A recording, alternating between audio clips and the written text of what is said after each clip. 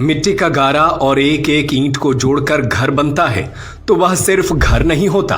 इसमें उसके खून पसीने की कमाई, सालों से संजो रहे सपने और फिर इसमें जिए एक एक पल की याद, एहसास, सपनों की यादें जुड़ी होती हैं जो घर को घर बनाती हैं। और जब कोई बुलडोजर लेकर तोड़ने आ जाए तो ना जाने उन धुंधली आंखों के सामने से उनके हिस्से के कितने किस्से लम्हे गुजर गए कि उन्हें याद करके वह बिलख बिलख कर रोने लगे।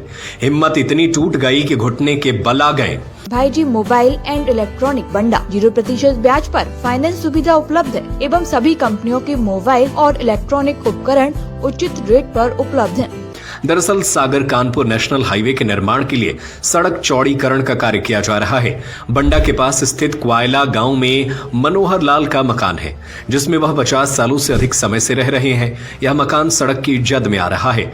नेशनल हाईवे अथॉरिटी इसे हटाना चाहती है, लेकिन मुआवजा नहीं मिलने की वजह से मनोहर ने कोर्ट में याचिका लगाई हुई है और इस पर सुनवाई चल रही है। मामला विचाराधीन है, लेकिन हाईवे के कर्मचारी नियमों को ताक पर रखकर प्रशासन के अधिकारी कर्मचारियों को लेकर इस मकान को तोड़ने के लिए लाव लश्कर लेकर पहुंच गए। यह मकान का आगे का हिस्सा आज ही तोड़ना चाहते थे।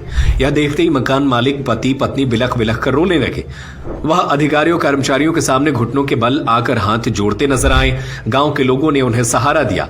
इनकी ऐसी हालत को देख ग्रामीण आगे आए। उन्होंने बातचीत की और फिर बड़े मुश्किल के बाद इस कार्रवाई को टाला गया। जबकि नियम है कि विस्थापित करने वालों को पहले व्यवस्थित किया जाए, फिर उन्हें हटाने की कार्रवाई की जाए।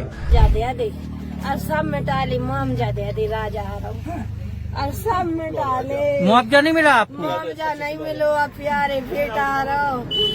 मुआवजा नहीं मिलो, शासन प्रशासन आ रहा जबरदस्ती। क्वायला सरपंच प्रतिनिधि रामकृष्ण सिंह ठाकुर, हमारे जो मनोहर चाचा यादव जी हैं, इनका यहाँ पर विगत 50 वर्ष से मकान बना हुआ है और मोहन सरकार का एक कहना है कि पहले परिवार को व्यवस्थित तरीके से मकान बनवा दिया जाए, फिर उसका मकान तोड़ा जाए। लेकिन यहाँ पर उल्टी गंगा बहाई जा रही है शासन के द्वारा कि पैसा भी उनको नहीं मिला है उनका मुआवजा का और कोई राशि नहीं आई। और आज NHI वाले तहसीलदार साहब, अन्य पटवारी, कम से कम 13-14 पटवारी, 26-27 चौकीदार अपने लश्कर के साथ, पुलिस प्रशासन के साथ आए और इस गरीब परिवार के लिए बेघर करने के लिए, मकान तोड़ने के लिए आए थे। हमारा सरकार से आपके माध्यम चैनलों के द्वारा यही है कि पहले इनकी राशि, इनका मकान बन जाए, उसके बाद फिर इनका मकान गिराया जाए। मैं साइट इंजीनियर हूँ। आज आप अतिक्रमण हटाने आए हैं, कुछ लोगों की मुआवजा राशि मिली भी नहीं है, लोग परेशान। ऐसा नहीं है, इस गांव में सबका मुआवजा हो गया है। आज एक अतिक्रमण की कार्रवाई की जानी थी।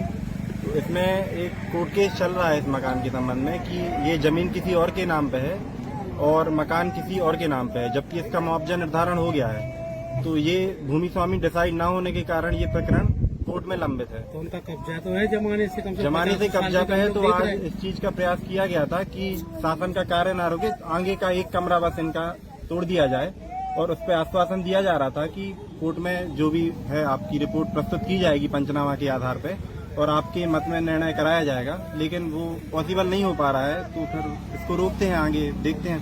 फिर गाइडलाइन तो ये है कि पहले व्यवस्थित करें परिवार की, फिर उसके बाद गिराएं। गाइडलाइन यही है, पर स्पेशल केस में अगर कोई प्रकरण कोर्ट में लंबित है तो उस केस में शासन का कार्य नहीं रोका जा सकता। तो उसके लिए प्रयास किया गया था, तो जो कि नहीं हो पा रहा है तो फिर उसको नहीं कर रहे हैं अभी एग्जीक्यूट।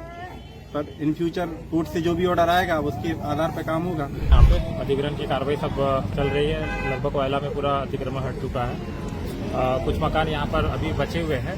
आज इनका मकान हटवाने आए थे। आंशिक रूप से हटवाना था हमको, पर चूंकि ये लोग मना कर रहे हैं अभी हटाने से, तो इनको हम थोड़ा समय दे रहे हैं। उसके बाद हटवाने के लिए पहले उनको मुआवजा नहीं मिला, फिर क्यों? चूंकि इनका प्रकरण कोर्ट में चल रहा है, कोर्ट में विचाराधीन है और कोर्ट में विचाराधीन के आधार पर इनको मुआवजा तो मिलना तय है। वो भी जैसे उसका मिल जाएगा उसके आगे फिर और दिखवाएंगे। जैसे गरीब परिवार है उसके लिए बनाने के लिए जगह नहीं, वो तो मुआवजे के आधार पे सब मिलता है। मुआवजे में सब उनका पैसा